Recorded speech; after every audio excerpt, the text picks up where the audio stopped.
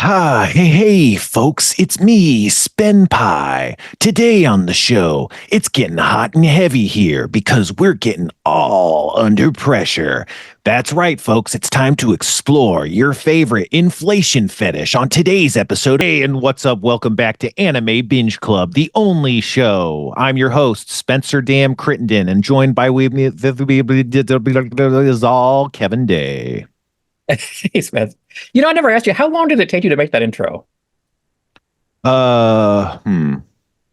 I want to say it took me about 2 days to do the shooting.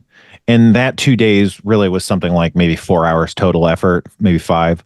And then it took about that long to edit it. I want to say it took longer it actually wasn't. It took that time includes editing time, maybe about 4 or 5 hours to actually mix the audio and make the audio song parody.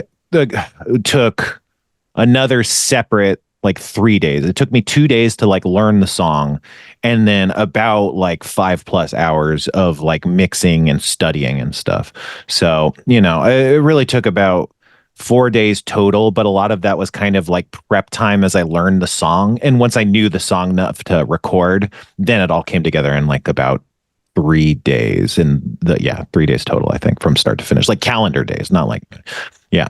So it all happened really fast, honestly.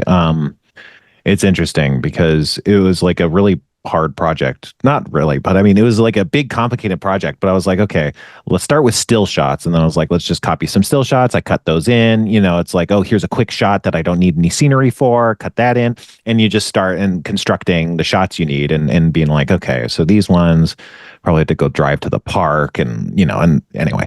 But the audio mixing is the hardest. Not my forte. But I'm learning. It's beautiful. I mean, I like the amount of work you put into that. Like, really, if you guys are just listening to this, not watching, just watch one of them once. Just go onto Spotify or thathappenspod.com. Just tune into this at the beginning of this. Look at what Spencer did. It's amazing. The production value is really, really good. It's good. Yeah, there's some fun stuff. Other video is in the episode with me recording at Jeff and Ryan's studio when we were recording that episode. And then I talked to you after, Kevin. That one, I'm pretty sure we play a slideshow of a bunch of screenshots during that. I don't remember if I mentioned it, but yeah, so you can check that out. Video, thathappenspod.com. But yeah, speaking of videos, you can check out, oh boy, one of our famous segments on this show, Anime Binge Club. Our famous segments, Kevin. Oh, I do. I love it. I love all these segments. Well, it's time for our classic segment, Abed's Banter Corner. See, it's ABC. Everything's ABC now. That's the deal. Can you play it, Kevin, for the audience? Shit, you fucking idiot! Like, how is that tasty? We're rolling. Anyway, so I saw the movie Deadpool and Wolverine, and I shouldn't complain because I got a free ticket, but I gotta be honest, the movie sucked. It wasn't good. It was like pure pop culture, just like shoving it down our throats. Ryan Reynolds kept talking to the camera. He kept like looking at the camera being like, really, Disney? Is this what you want? And it's like, I don't need to be told that this is a Disney movie. I don't need all these like cute meta like winks to the camera. They were so obnoxious and annoying. And I get that's what Deadpool's about, but at least the second movie, which I enjoyed, had less of that. It had a little bit more plot and more like he's dealing with like Cable and the X-Men, which I love X-Men. I don't want people to get the wrong idea here. I love X-Men. I love Wolverine. I love Juggernaut. I shouldn't spoil anything, right? I mean, nothing too major, I guess. I guess nothing too major. There was like a few cool things that harken back to my era of X-Men, which is like the 90s. And I love that. I love that stuff. But it was just like, there was only like bips and bops of it. There wasn't enough sprinkled in. I also like the guy from Succession. He was great. Michael McFadden. He was so good in the movie, but it's not enough. The movie was all like, there was people talking in the theater, which normally I would get up and tell them to shut the fuck up. I didn't pay money to hear you talk. I paid to hear Ryan Reynolds talk. And I didn't pay at all. My friend paid. And my friend paid. But no, I didn't care that people were talking in the movie because Ryan Reynolds, the whole movie is like, like the entire fucking movie, he won't shut up. And I was like, he's going a million miles a minute. He's gay bashing the whole movie. And I'm like, I don't know, if you're a fan of like 90 gay jokes in a minute, go see the movie. But after a while, I got offended, and I'm not even gay. But okay, let's put all the gay stuff aside. Let's not harp on the gay stuff, because I don't want to seem like, I don't know what I want to seem like, but I just didn't like that. It was like a music video.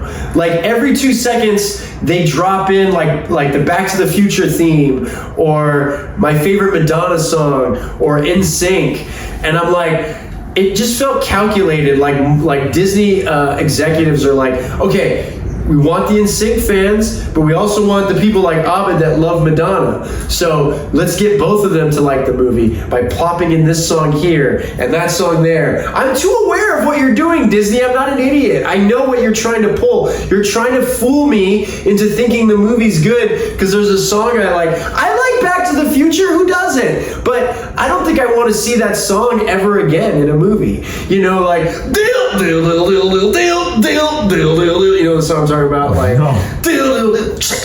you know the song. It's like, power of love is a curious thing. Anyway, like you hear that song for the 90th time, you get really sick of it, and it makes you go, gosh, I think I hate Back to the Future now because of this fucking song just creeping up in every commercial. But so in conclusion, top 3 things. Number 1 was what? Oh, with in general, or out of what you've been talking about. Let's summarize. Top 1 thing is Ryan Reynolds is getting fucking annoying. Number 2. Number 2, I don't want to go to the theaters and pay like $90 to see a music video. And number 3. Number 3 is there was way too much violence, and like I don't want to seem lame, but even like, violence can get to you after a while and make you feel like shit if you've seen like 20 violent decapitation scenes or him stabbing someone in the dick for like the 50th time. I heard he stabbed someone in the butt. And the dick. He does it at the same time. And it's like kind of funny, but not after like the knife fight when it's like clearly he wants to like stick his dick into someone because he's using his sword as like a metaphor. I don't know. Who knows? This is the thing. I'm lame, everyone. I know everyone loves the movie. My opinion is my opinion, and it's just an opinion. So if you like the movie, good for you. Good for you. You win an award. You're awesome. You're like everyone else in that theater. You're just a fucking sheeple. But like, it fucking sucked. It wasn't good. Disney is fucking up the comics I love. That's it. I'll see you next Tuesday when I'll be doing my speech on why Pokemon is a thing. It's shit, you fucking idiot. Like, how is that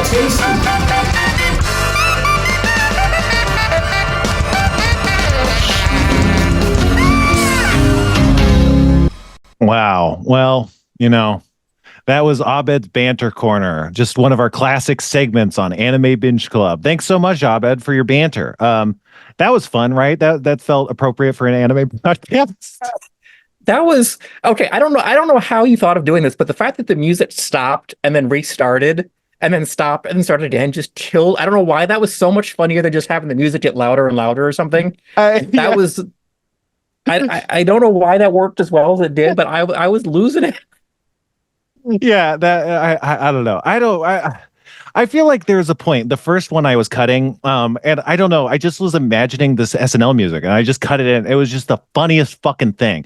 And so it was a lot of experimenting on the first one, where I just cut it and tried to see it coming back and fading out and fading up. You know, and anything I did, basically any single thing I did, it was just so fucking funny, and that's why I did it. And so then on this one, I was just like, yeah, let's just bring it out. And yeah, I just tried different things. I tried leaving it in. I tried, lowering it, but I don't know. Sometimes it felt like he was going on a tear that was like more serious. And so like having the music drop and then like pop back in later was like always so funny, which I don't know. I think sometimes Abed talks about how people don't seem to like him. And I think if he just had the SNL soundtrack all the time while he was talking, just under him, I think everyone would would be much more into it. So that's a possible tip for you folks out there. But yeah, that was Abed's Banter Corner. Oh boy. And we got to talk about anime on the anime podcast, folks. I don't know. We're being experimental. That's the thing. Like, people actually really seem to like me talking about anime, but what I like is just talking about soda. So it's like, what can we do all of it in the same podcast? Who knows? But that's why it's time for another one of our classic segments, Kevin, which I don't think you have the sound cue for. We don't need the sound cue for it. But our other the classic segment coming up next is now it's anime beverage consumption. That's right, folks. We got a beverage. I didn't think you would. That's right, folks. Kevin sent me a soda several months ago, and I haven't drank it yet. Do you remember when you sent this? This is Coca-Cola Maple. It was like February, March. Yeah. And then I had one too, and it hit the floor and broke. Oh, so, yeah. I never got to taste this. Damn. And now this is the last one in existence, right? Didn't you tell me? This might be the last one anywhere. Yeah. So you want to talk over me drinking? Yeah. So this was a Canadian exclusive Coca-Cola flavor from somewhere around Christmas of last year, I think. It is supposed to be the most Canadian beverage imaginable, if that's a thing. Although I know, I've been to Winnipeg several times, and that is the Slurpee capital of the world. They sell more Slurpees in Winnipeg, Manitoba than anywhere else. Slurpees, like just from 7-Eleven or just those kinds of okay. No, 7-Eleven is hugely popular in Winnipeg for some reason. Mm-hmm. Wow. They've got signs all over the place, like literally just like there's billboards saying, welcome to the Slurpee capital of the world and all that. So it's a big deal. Oh, wow. I should mention last episode, I got Pepsi Lime in the bonus keyboard. That's the name of the episode. And on that episode, I happened to spill some drinks onto a keyboard. But Kevin recommended I put the keyboard in the dishwasher, and I did, and it fixed it. Or it was never broken. I don't know, but it cleaned it out, and now it's not sticky. That's a cool. How did you learn that? Other people have told me that, and I thought it was a prank for the longest time until enough people told me that it was actually a thing. And then I tried it on an old keyboard I didn't care about, and it came out spotless and fixed. Mm-hmm. And I'm like, well, okay, I guess this is a real thing. But if anyone at home is trying this, do not turn on the dry cycle, or you will melt the keyboard. Wash only, do not dry. Oh, I think I forgot to turn my heat cycle back on after I turned it off for that. Actually, now they mentioned it.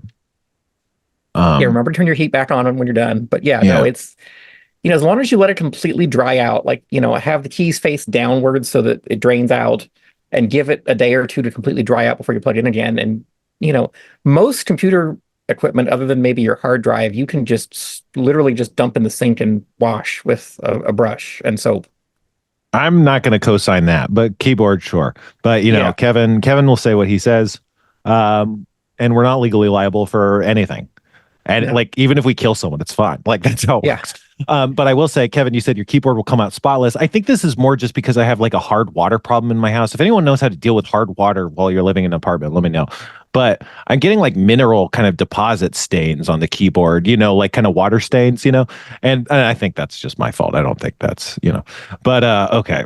This soda, maple, I guess, has a little in common with vanilla for whatever reason. So I think it kind of has some top notes like a vanilla Coke. The maple flavor is a little, it's not like thick, but it has this kind of filmy, kind of sticky quality that kind of sticks to the back of your throat. And that's where the kind of maple flavor sits for me, is it's not really in the Coke, but as it kind of sticks to the back of your mouth or whatever, then you feel like a little hint of maple. I would like it to be more maple or more anything. I think it's like maple just must have so many flavors in common with the natural cola flavor profile. Like caramel. How different is caramel going to be from, maple? But you have like caramel flavoring. And so it mostly tastes like Coke. It again, it's like one of these bad soda. It's not bad, but like one of the failures of this kind of soda is when the flavor only detracts from the main flavor profile as opposed to creating some new experience. And I think it does that, where you're not getting a strong enough maple for it to feel like anything. It just kind of feels like it's detracting from the Coke. Not bad, but you almost kind of just want a maple Coke or a vanilla Coke instead. You almost do just want like a real maple Coke though, instead of this, Sorry, Kevin. One of the I wish I could drop read this on the fucking ground. Yeah, No, go was ahead. that it was thicker than normal Coke was. Do you feel that way? Like it was more syrupy? Yeah, but I think that's like that stickiness where it feels like it doesn't feel thicker. It feels like the same consistency, but it feels like it has some sort of like surface tension or like again film, kind of like an envelope blob that does have this kind of thickness to it. But that's like on the edge, whereas the liquid itself feels like it's flowing just the same.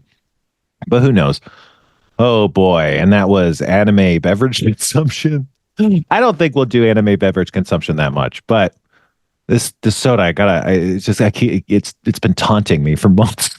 So, oh boy, that's enough. Not anime. How do you feel about anime, Kevin? I'm getting more into it. I have to be honest with you. Awesome. I'm removing a lot of the prejudices I had and trying new things and enjoying it. Yeah.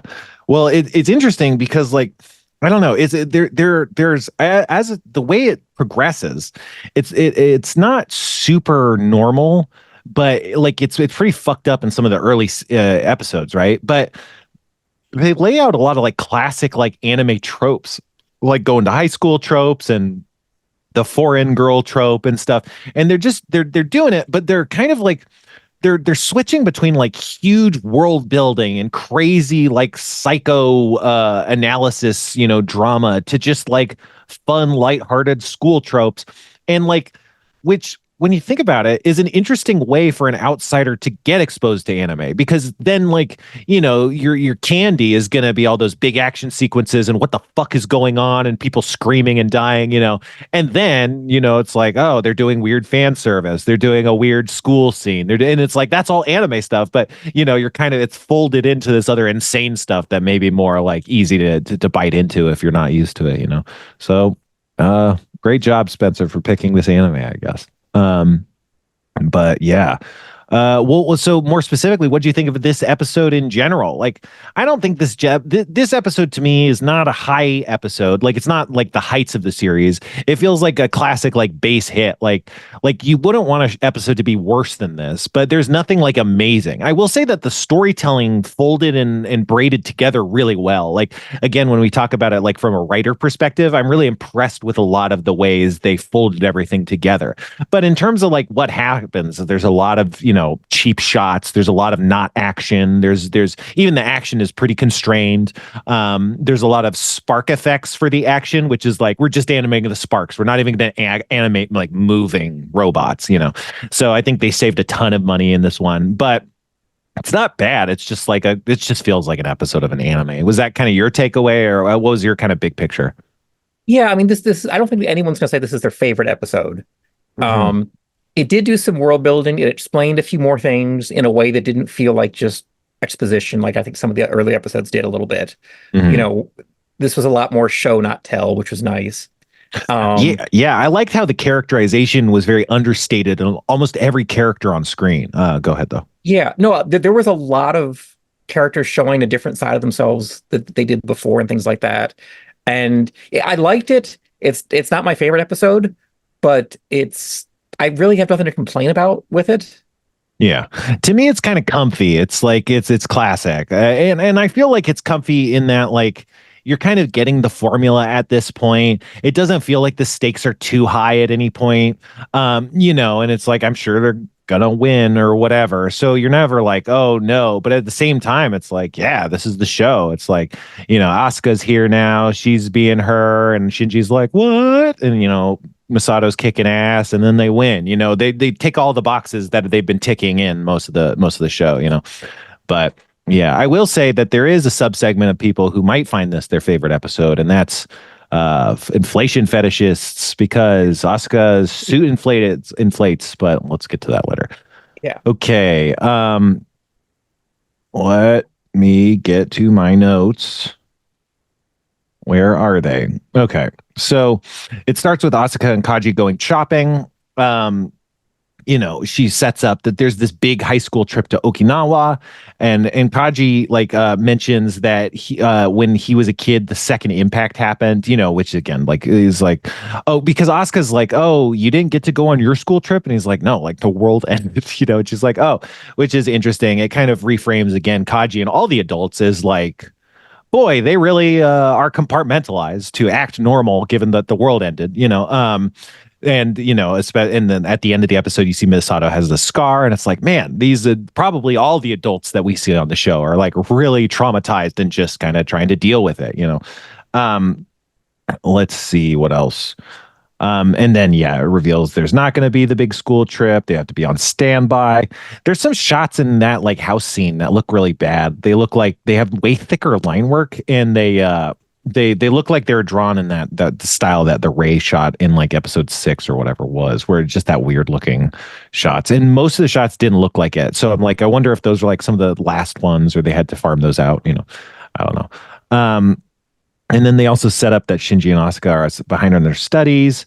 But that's what I mean. It's like they set up a lot of elements really fast that come to pay off. Like Asuka gets her swimsuit, and then the swimsuit, and then she on the swimsuit shopping trip, she mentions they're going on a tour, on a trip, and then the next scene, it's we're going on a trip. You're not going on the trip. You're going on a robot. And then and you're bad on your studies. And then it's like, now they're at the pool and Asuka's wearing her swimsuit and Shinji's studying, and they're talking about, their studies, it all feels like it narratively builds. It's all very tight, like written tight. Anyway, the first few minutes had a lot of things happen. Like, I think that was really the first time Shinji stood up to Asuka when they're sitting like at the kitchen table, and she like insults him by saying like, what did she call him? Like a houseboy or something like that. And he's like, no, I'm not, Yeah. So I think that's a translation issue or a difference, because in mine, it was something like, it's like you're supposed to stand up for yourself, or there's nothing worse than like a demure man or something like that. I don't know the exact words, but that was more the vibe. Or she's like, man, it's like you're not doing what a man should do in this situation kind of vibe. Yeah. And then, right after that, too, there was the whole like, Misato's yelling at them for not doing good enough in school, but at the same time expecting them to save the world and keeping, which obviously is going to be a bigger priority. Yeah. But, like the kids feel like they're getting pulled in a lot of different ways. And it came across as being really unfair to them a little bit, Yeah. Like, you can't expect me to hop into a robot every time something happens and still have me care about school. Right, exactly. Yeah, and it's kind of funny that Shinji is like, yeah, my life is never anything worth it. Like, and so he's just not going to fight because he's like, yeah, what, you thought anything good was going to happen? He probably didn't even think of the school trip as even being good or something, or even being interested. Just another thing he would have to do or whatever, But yeah, there was one really cool shot of when they get into the pool right before the others raise in there first, and she's just sort of like floating without which really is a good metaphor, I think, for her of just going with the flow, literally. Like she kicks off from the wall and then just sort of just floats. Yeah. And that's all she does for like this uncomfortably long amount of time. And I think that was a nice way of telling a story without using any words. Yeah, definitely. Because she's just around. So she's doing it. Is she doing it to fit in because they're at the pool? Is she doing it because she always does this? It's like, yeah, but no matter what the explanation it is. So yeah, we're learning about Rei. And then when she gets out of the pool, she has this kind of blank look on her face that Shinji kind of interprets. But yeah, just like on the animation tip, like panning is cheaper animation wise because you don't actually have to draw anything. And so you just imagine kind of like them taking that static shot and dragging it as like the camera is like taking pictures or whatever, and the shot right before that, I think, is like the static shot of a silhouette of Asuka and Shinji on a blue background as the plane is leaving. But the plane is only represented just by like a contrail of a jet. And that just like this white line is slow. So it's just a static shot with just a white line. And that's the thing is when you're watching the show or episode for like money saving shots, there's so much. They do very little animation, a lot of static shots. There's this funny thing, like one of the shittiest anime that's like famous was like what they would do to save money is they would cut out the mouth. This is like the genesis of that trope, but they would cut the mouth out of an anime picture and then just have their real mouths talking. So it'd be an anime image with the mouth cut out and a person to be like, we have to go to the beach or whatever. And that was like in an animation. But you know, what happens is the whole shot is stagnant or completely static rather. And just the mouth is animated, you know, and so the whole, like you'd only see nothing moving. And it's interesting because in shots like that, I think because they have to reposition the cells, you'll see the images kind of flash or vibrate a little bit because every piece is static except the one layer of the animation cell that is moving. And so for that Misato shot, it's her flesh tone that's like from her chest to her face and her mouth. It's like that whole piece is on its own layer. So when they swap it out and swap the new one in, it moves slightly. And so that position adjustment, it makes it kind of look buzzing. And there's like this buzzy quality in a lot of shots in these episodes because presumably there's like only one like layer of the cell changing in a lot of these shots. Anyway, that's a big aside. But again, I just nerd out on the animation of this all this stuff. But yeah, I think it's interesting, you know, again, like in terms of the narrative, you know, they set up, they're doing the school stuff and, you know, and Asuka's like, and this is something Asuka kind of mentioned before where like she did bad in her school, but it's just because she can't read Japanese. And that was the problem she had syncing with Shinji and the Eva too, is she's not good at Japanese. And so it's not that she didn't understand this stuff. She did. She's even graduated college, she mentions, which is like she's 14 or something and she graduated college. It's just, but she is doing bad in her school because she's not good at reading Japanese. And that's kind of like an interesting reveal because like, Asuka is very proficient and we're seeing that like, and there's this sexism in Japan where oftentimes cool female protagonists often just get like shat on for no reason to like set up the male protagonist as being able to bail them out. But as a result, you always have these women who have like on paper should win every fight. And then they just are always sidelined for no good reason. And I think in this episode, you get a little bit of that but it feels pretty well done where Asuka is very competent and doing a good job. And then just crazy factors out of her control are like putting her in that position, but you never feel it's like because she like made a calculated mistake or anything. It's just like, no, it's just they're really putting her in a tough mission or something. Anyway, talking way too much on a podcast. I think the casualness where she admitted that, you know, hey, I can't really read Japanese that well is maybe, you know, I felt like she was opening up a little bit more and not trying to show off as much to Shinji, you know, like they're becoming closer, you know, she's not just performing for him. Yeah, she's opening up a lot. She's not attacking him as viciously, and like you said, she's revealing her own vulnerabilities, her weaknesses. Which, when we first met her, she was bragging about things that might not have been true to protect her insecurity. You know, so she's definitely letting her shields down. She's doing a bit of bragging, but it's not in the same way. Like she's like, "Yeah, I graduated college." She wasn't like, "You're a dipshit. I graduated college already." You know, it was more like she was genuinely like, hey, it's pretty cool that I graduated college, huh? So yeah, I think you're right. There, she is getting more vulnerable. But then immediately after that, you know, she sees Shinji looking at Rei as she gets out of the pool, and then is like, "Hey, look at me, look at me, look at me." So like the insecurity comes right back again. Oh, that's an interesting interpretation. Go ahead. Oh, is that not how you saw it? I mean, I don't know. Continue though, and I'll talk later.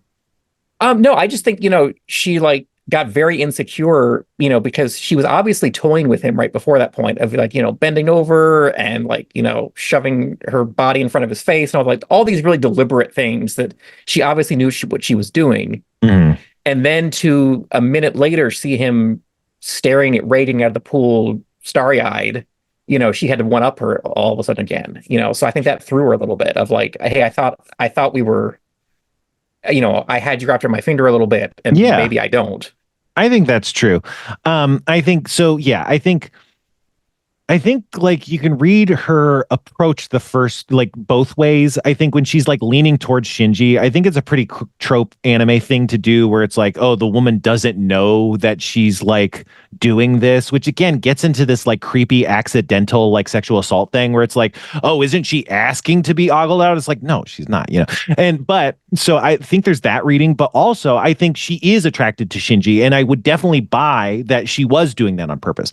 My personal belief is she wasn't doing that super intentionally, but when she was talking about her boobs, that was her doing it. Because again, she's this trope called tsundere, and that's this character who is cold to the object of her affection and then slowly reveals to actually like them. And then she also acts angry and like responds to anything nice. Like if he held the door open for her, she would get really mad or something. The coldness and then the angry bursts are both part of the tsundere trope.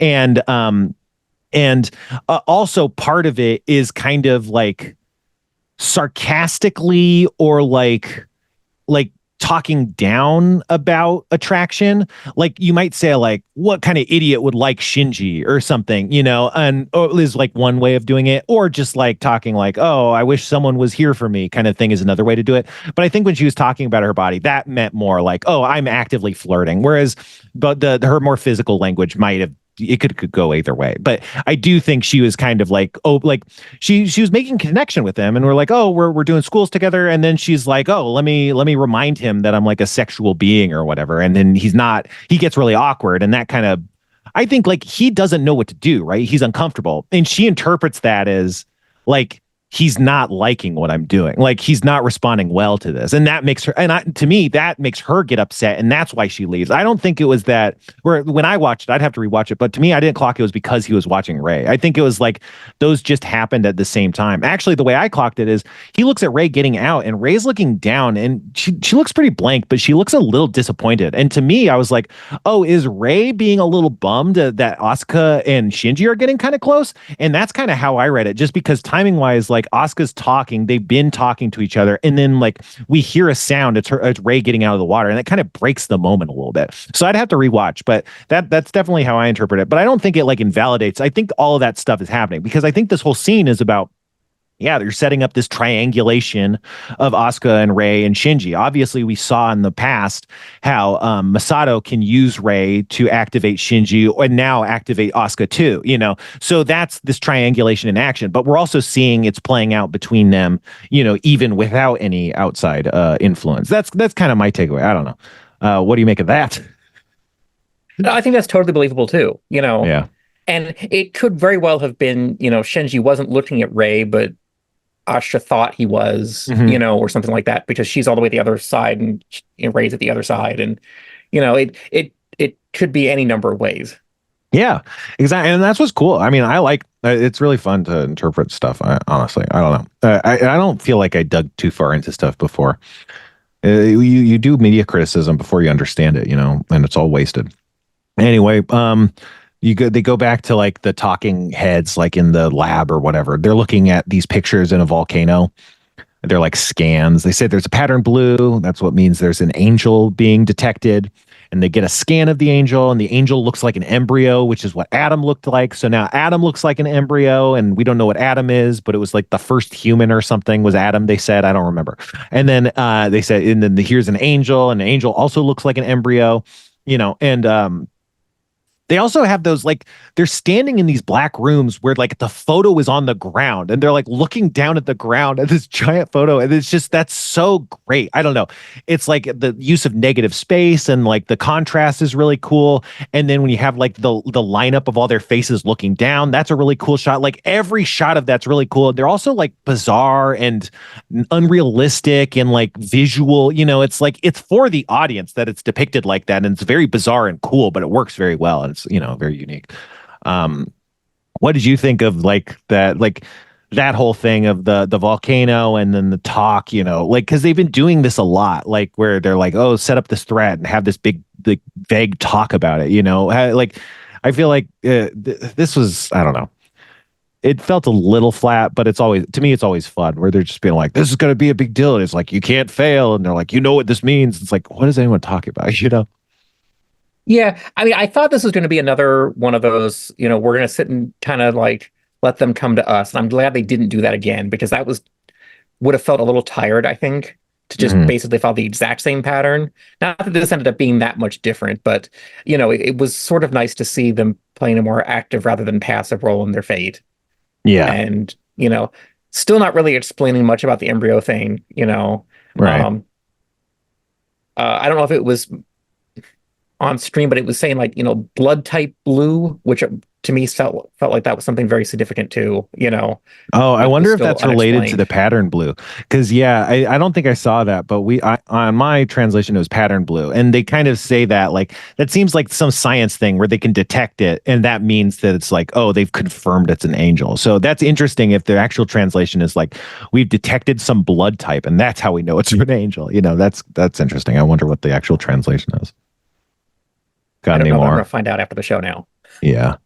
Curious So now. yeah, I agree. It's interesting. Katsuragi wants to attack the angel to take, because it's still an embryo, and so it's not actively attacking. This is the first time they might be able to like launch a surprise attack, and the talking heads in like the disco room, with the Simon lights or whatever, they're like, oh, this is too dangerous. This is like what's happened 15 years ago, which I assume is like a reference to the second impact, which is interesting because Kaji references the second impact, and now they're referencing the second impact as if like the second impact happens when they were doing some crazy shit that they weren't supposed to do. Like they were being reckless, it's again not clear.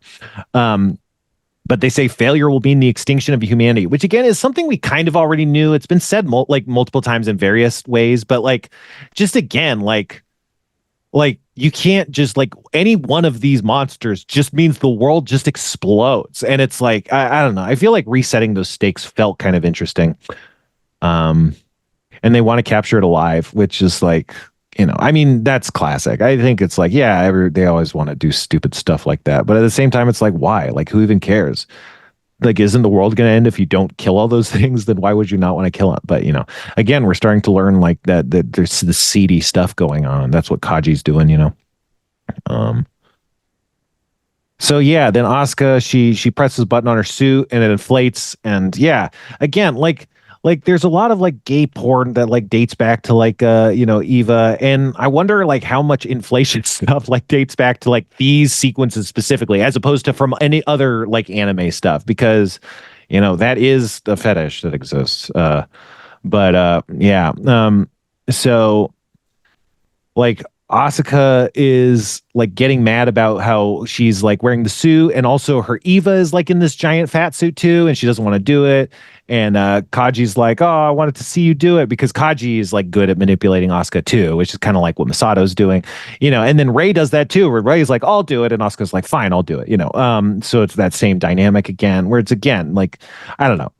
I think this is like a great Asuka episode. I feel like you're on her side most of it, and also just like Jesus Christ, like when she's in the sub or whatever, she's going into the volcano. It's like, man, they're just killing a child right now. Like they're just sending a child into a volcano and it keeps cracking and everyone's like, this is fine. And it's like, Jesus Christ, the thing isn't even alive yet. There's not really a great reason to be doing this. It's like they're really risking your life. That's the thing is like, Katsuragi is gung-ho about this, and what she's gung-ho about is killing Asuka. And it's like, honestly, it's to me the first time where you're like, oh, wait, like Masato is maybe not like amazing. Like this to me is the first thing is like, this seems really not good. Like she does seem to be pushing the Eva way too far. And then again, like since the invoking of the second impact in like 2 episodes ago, like Katsuragi has had some weird wild hairs up her ass based on like stuff relating to the second impact. So like you start to wonder if that's related to any of this thing, because again it's been brought up twice in this episode, I like reference the second impact,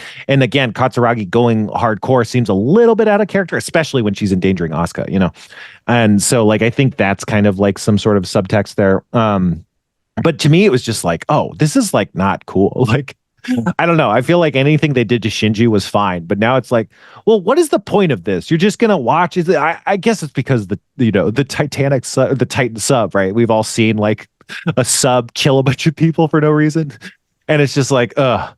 But even before that, honestly, I've always been super stressed watching people in like a sub or something, because you just know you're gonna hear a creak and there's gonna be a leak and something, and it's like, well, no one can do. There's either gonna be a plot device that saves everyone, or this is just where they're gonna die, so I always like this whole sequence. I was just like, and I've seen the show, but I was just like, oh my god, I was just really, and I think that's really good writing.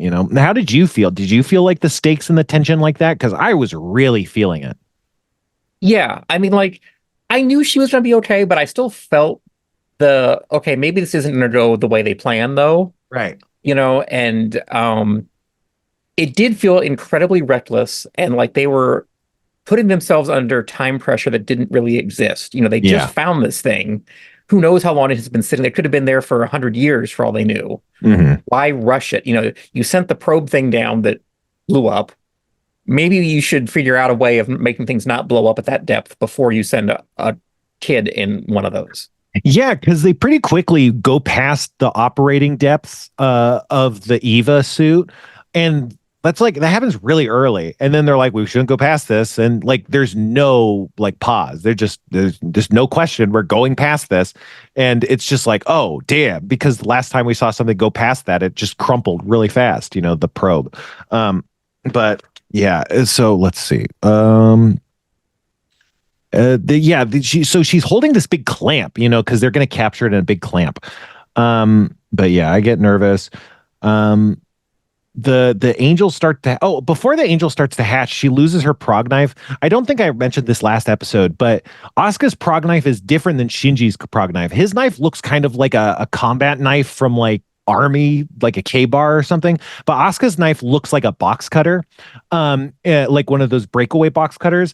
And in Japan, there's like this trope of like psychotic murder girls, suicidal girls, using box cutters to commit self-harm and to just like murder tons of people. And like sometimes there's like, oh, a super lethal crazy girl, and she like can wield a box cutter and can like cut someone into like a billion pieces with her like sword skills, And so I probably would have mentioned that, but it's interesting that they're kind of giving that trope to Asuka very, very vaguely by just showing it, the knife being a box cutter. And I don't know if back then that would have been a strong association, but when I watched it, it's like, oh, box cutter, that's a huge signal for an anime to be sending. Anyway, they grab the thing, which it's not a clamp. The clamp is like just a thing. It makes a laser box, and I was like, oh, what? That like, did you that blow? What did you? Well, yeah, no. They built up the clamp thing, and then I felt like they didn't really use it the way that I thought they were going to do. Like, I thought she was just going to grab it, which made me really wonder what the point was. Like, why did she have to go down there to do that if that's all was going to happen? Like, couldn't they put the clamp on a probe then? Yeah. I would guess it has to do with the sensors, because they basically couldn't see shit down there. So maybe something like that. But yeah, if the clamp could go without getting exploded by the pressure, definitely don't need anything other than like a button and a tube or something. But yeah, so then the thing, it breaks out of the prison. It breaks out real easily, which is like, well, should have thought, like, why do you even do, like, this is a bad plan. Like, if you don't have a clamp that can like contain the thing, then why are you even trying it? But you got it. This was the first time they tried. That's another thing, is like the stakes are so high, you kind of buy like anything they want to do, because they're like, well, the world's gonna end. We got to take our chance. And also before the mission, like Shinji says, oh, the military's here, the Air Force is here, and they're like, yeah, the Air Force will nuke you if you lose. And they're like, you mean if we die? And they're like, no, not if you die. If you don't do exactly the mission correctly and there's any variations, you'll just be killed. And they're like, oh, Jesus Christ, and that's kind of like, again, that's kind of been in the air, but making it more explicit here kind of sets the stakes a little nicely. So again, yeah. So once they start fighting the angel, again, like Asuka doesn't do anything cool per se, but I just like the way her character is set up. You feel like she's like taking decisive action and being really good, even though we're not really seeing anything. Like, it's just like the minute she starts yelling about what she wants to do, you're like, oh, she's like a pro. But then you don't actually see her doing anything pro like, but then when she's like holding it off, it just like, I don't know. You get the sense that like she actually is good, whereas Shinji is just either getting luckier or going like nerd rage berserk, and that's just working out for him, but she's like a legit fighter in a way that Shinji just isn't. And it's interesting because I feel like this comes across, despite it not really being visually shown. Like, I think it just comes across in the vibe or whatever. But is that how you felt? Because anyway. Yeah, no, I think, she really proved herself in this. She didn't have a lot to do, but she wasn't afraid. She didn't hesitate. She did all the right things. She was creative. You know, Yeah. I mean, the only thing I think anyone did anything stupid was from the start, rather than Shinji dropping his knife down, he should have just came down then. You know, if he Mhm. was capable of doing it later, he should have then and helped out when things Yeah. got out of hand. Right. But then there's no story, so I Yeah, understand and I think you're it had to supposed to happen. believe that like it was really dangerous for him to do that because he wasn't rated for the pressure, but he was willing to do that to save her life. And probably the guys like Nerve didn't want him to do that. You know, he just acted without it, telling. But I think that's where we're to believe. But I obviously you're right. But yeah, I don't know.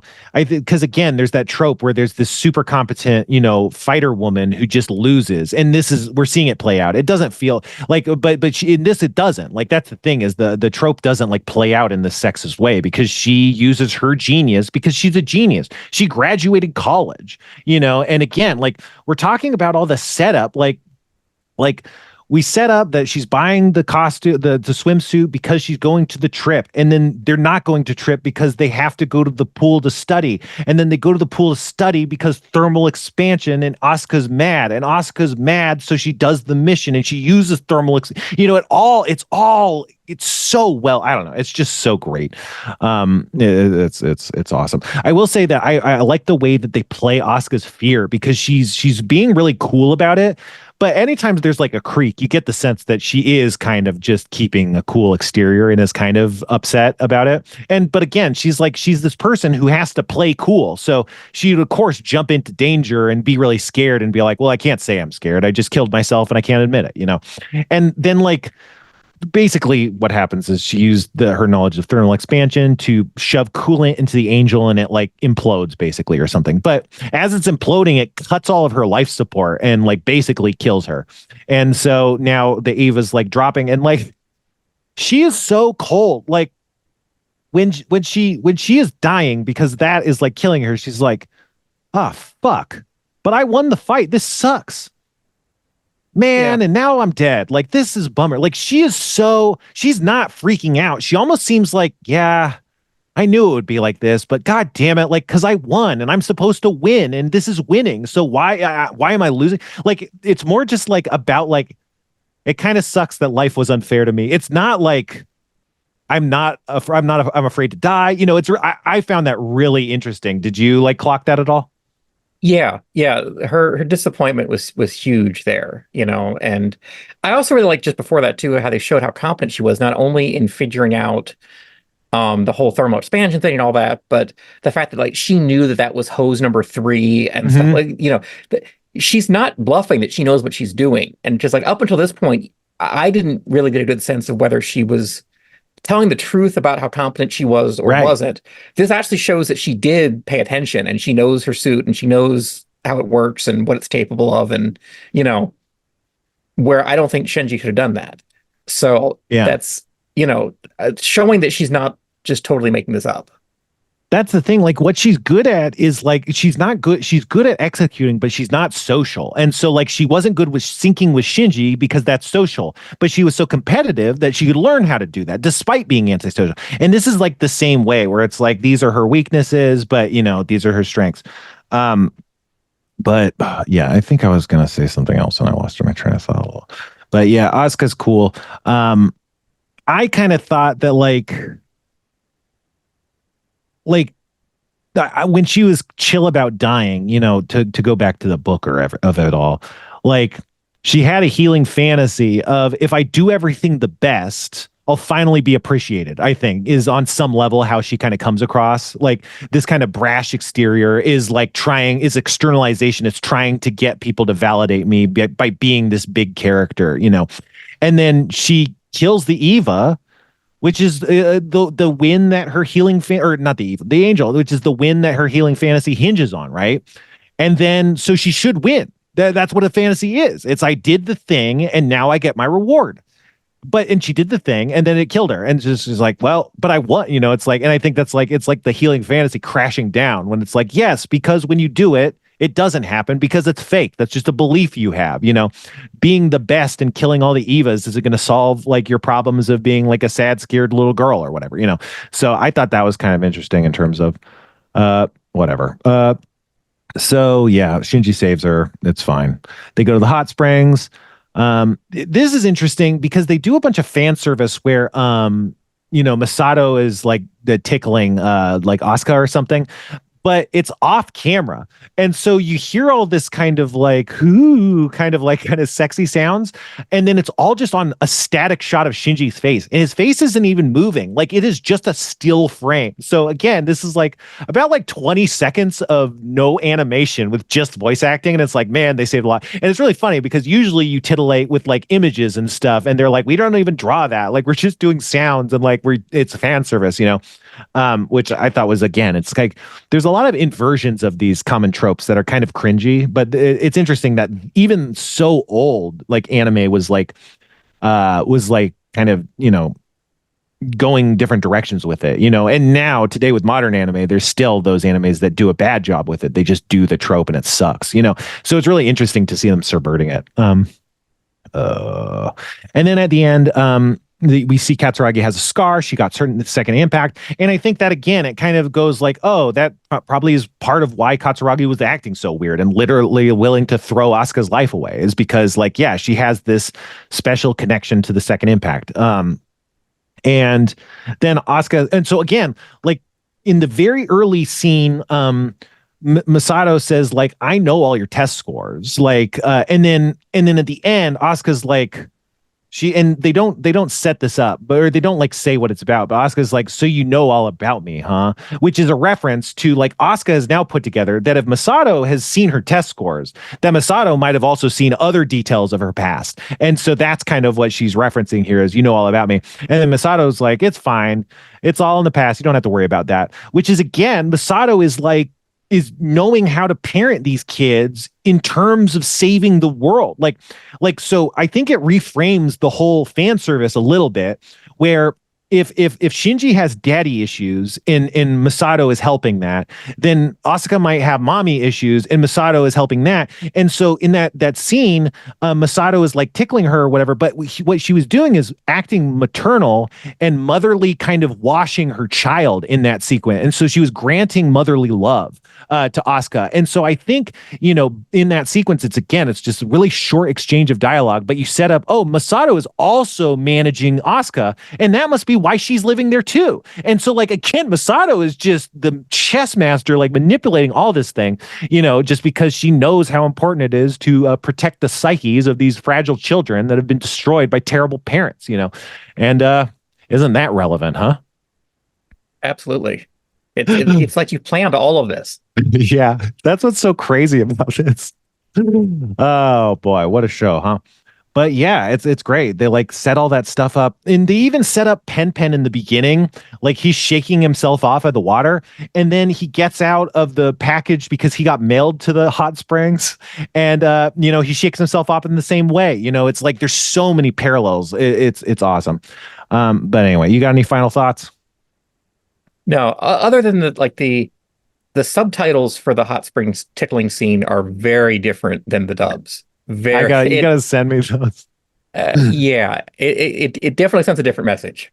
Sure, that's what it's about. It's fan service, baby. Yeah.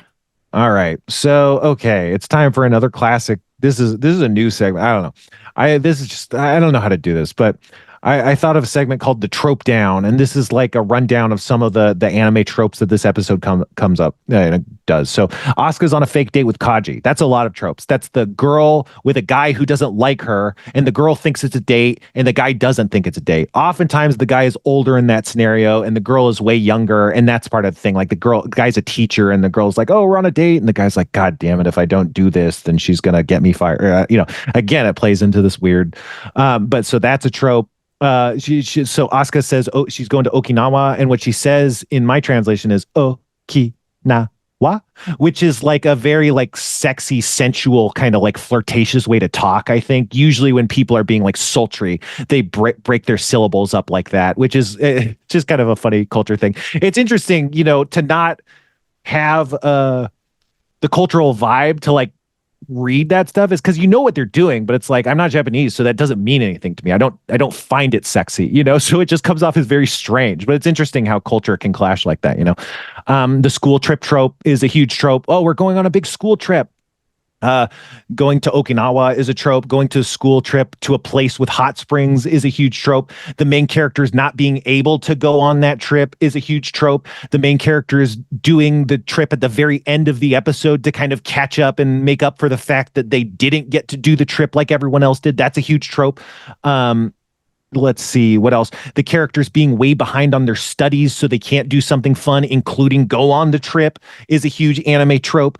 I don't know. And this isn't a trope, but Asuka does you kind of mentioned that Asuka does like the back roll entry going into the water. And then when she goes into the volcano, she does the giant strong entry. And that's kind of a trope where they just are like, I think it's like what I'm doing, where it's like, oh, he's saying senpai. It's like, I think Japanese people are being like, look, English phrase that would apply here. And they're like, haha, that does apply here, And I think that's basically all. She's like, isn't this a funny American phrase or something? I don't exactly know, but it seems like they're invoking like diving, language.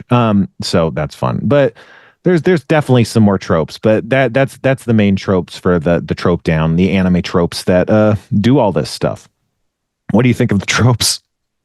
I like it. I'm a huge fan of like TV tropes and stuff like that. The site. So yeah, I'm learning all kinds of new ones by watching this. That's the thing is I'm not like a huge fan of TV tropes, just all of them. But like, I think it's so interesting to identify the anime tropes because like, you don't necessarily recognize them if you don't have the context for it, but it's interesting to see like, oh, they're checking the box because like when you find out, like when you watch enough of this stuff, like that's all it is. Like so much of Japanese stuff is just box checking. And then they don't do a lot of like creative work outside of that. And it makes for a fine show. And then you go into TV in America and stuff in Hollywood. And they're like, is the protagonist going to be like, what are the stakes? And it's like, it turns out you don't need any of that shit. You just do enough tropes and like have enough like regular kind of comfortable stuff, and it's just a fun show. It's a One Punch Man, and he punches one man, and he punches a man once, and that's it. There's not a lot of drama because you can punch a man once, but it's good. It's good. And anyway, Jesus Christ, I am good at this podcast. It's time for our last famous segment. Kevin, can you guess what it is? One Piece. Yep, it's a story told in 1 million pieces. That's right. It's time for the next arc of One Piece, the Syrup Village arc, also known as the Gecko Islands arc. Kevin, are you aware of that? I was not, no. Okay, so I don't know if you remember the story, but Luffy is a rubber man. He wants to be the king of the pirates. And he met this guy in the Navy. He was this kid in the Navy. And the Navy kid was like, you're a pirate, but you're a good guy. And then Luffy met up with a swordsman named Zolo, and they teamed up. And then they went to a different place and fought Buggy the Clown and met Nami. And then, so now they have a 3-person group. There's Luffy, Nami, and Zolo. Nami's a thief, Zolo's a swordsman, Luffy's a pirate. So they go to this island and meet this guy named, what's his name? Gaimon. And basically Gaimon just explains like a big part of the deal of One Piece. And the big deal is the whole world's an ocean. But the ocean is split by this belt of land called, I think it's called the Red Line. And it's this belt of land that breaks the ocean into two halves. So you can't just circumnavigate the globe. You have to go through this one spot. It's the only break in this red line. And so the path that you take to sail across the world is called the Grand Line. And once you get to that break in the line, you go through and then you're on the Grand Line. And that's the most dangerous, deadly place of all. And all the most powerful pirates and the military and the Navy are all there, and you'll just die, and there's monsters and everything. And it's just the worst place ever. But the One Piece, the ultimate treasure, is on the Grand Line. So if you want to get the One Piece, you got to go to the Grand Line. So you kind of set that up.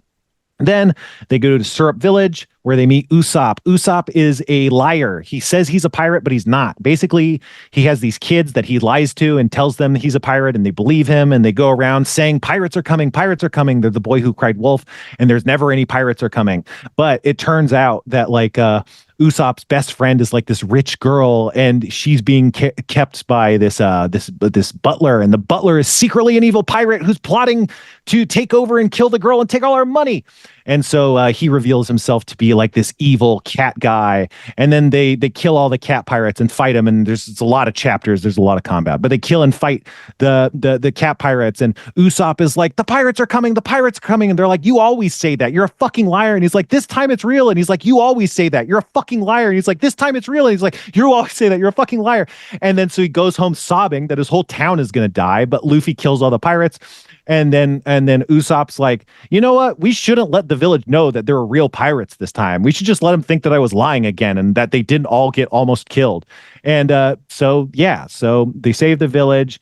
Usopp's a liar. He realizes that lying isn't the best way. He joins the pirates and he goes on with them. And so now they got Nami, the thief, Luffy, the rubber man, Zolo, the swordsman, and Usopp, the guy who lies. And that is this arc of One Piece, a story told in 1 million pieces. Yep. What do you think?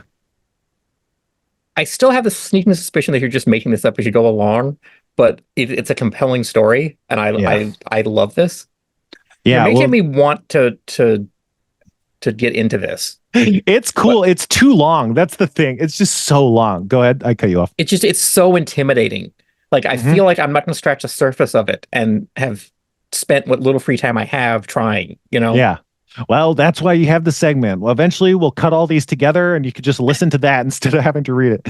But yeah, if you think it's fake, well, let me allay your concerns. That character I mentioned, Gaimon, has a giant green afro and he's stuck in a treasure chest because in the episode in the chapter where they go to Gaimon, he's like looking for this treasure, and there's this treasure on a high cliff that he can't reach because he tried to climb up there and he fell into a treasure chest and he got stuck, and now he's just stuck in a treasure chest and he can't move very well, and he certainly can't climb a cliff, so he could never get his treasure. And so they end up helping him. And they're like, oh, we got to find my treasure. And and Luffy goes up and finds the treasure. And it turns out the treasure chest is empty. And so Gaimon's like, can you give me the treasure? And Luffy is like, no, this is my treasure. I'm not giving it to you, you piece of shit. And that's when Gaimon realizes the treasure was never there. And Luffy is just doing his best to spare Gaimon's feelings, because if Gaimon realized that the treasure was never really there and he was just there the whole time hoping to get the treasure, that he would realize his life was over. And Luffy is such a good guy that he wants to keep Gaimon's dream alive. And that actually becomes a really big point, like a theme of the show, is that Luffy cares more about people's dreams than about anything else. And even though you imagine pirates as being people that kill each other, in this world, pirates are kind of people that fight over their ideas of what the world should be and their dreams about what the world should be. And so people are like, the world should be ruled by strength and violence. And Luffy's like, I just think we should have a good time and eat food and have a good time and be cool. And then like he beats the shit out of them. And then they're like, man, I built my whole life around my ideal and you came and beat the shit out of me. That must mean you're right and I'm wrong. And he's like, yeah, let's party. And they're like, let's do it. And so like every time he beats people, it's usually like a great time. Does that make it sound less fake? No. But Dang it. that's just because I think you're a great world builder and you could improvise all of this. Yeah, speaking of which, this was a segment I wanted to do, but I saw this movie the other day in theaters. It was called Taco Wednesday. Have you heard about this? No. What's weird about Taco Wednesday is it's like it's a CGI. It's like a 3D movie, which is fine, but it's like it's set in the Peanuts universe, which is like, what the fuck? And what do Peanuts have to do with tacos or Wednesday? And then like the thing is, it's like I think it's supposed to be a joke because like. It's not about the fact that there's like a Taco Wednesday. There's this kid named Wednesday and he starts a taco stand to get popular. And I can't stress enough that this is in the Peanuts universe. So you got like Woodstock, Okay. He's growing beans. You got Snoopy. He's chopping up the asada, I feel like you're making this up too. No, this is true. This is a movie that's in theaters.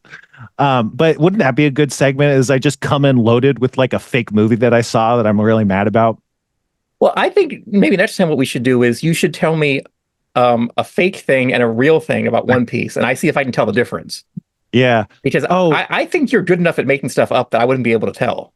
yeah, that's a good idea.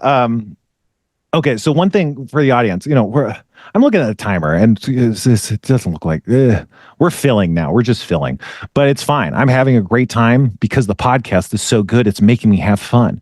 But one thing we talked about off stage, Kevin, is that Abed talks about One Piece. Is that correct? Yes.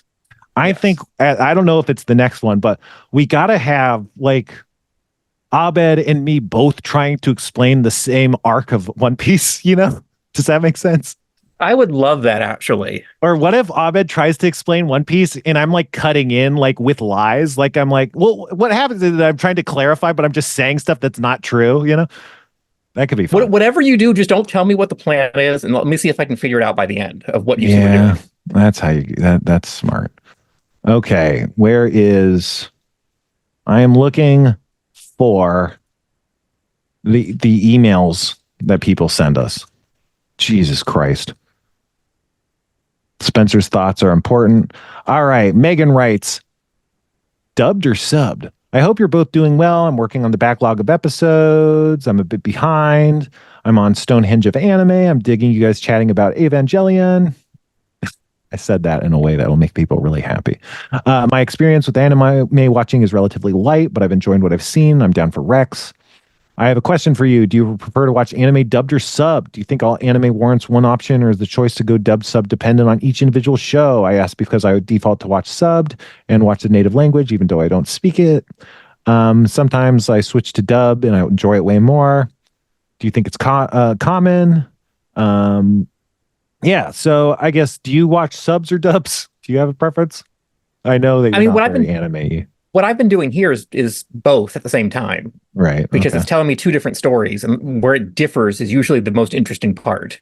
Yeah, definitely. And so I like doing it both ways. I will traditionally watch the subs. I don't know. I just like the Japanese voices. It's fun to hear Japanese voice acting. It's very different than how American voice acting is, and the way they cast is very different too. And so I like that. It's also fun. You start to pick up some of the words and some of the loan words and stuff. And so I like that aspect of it.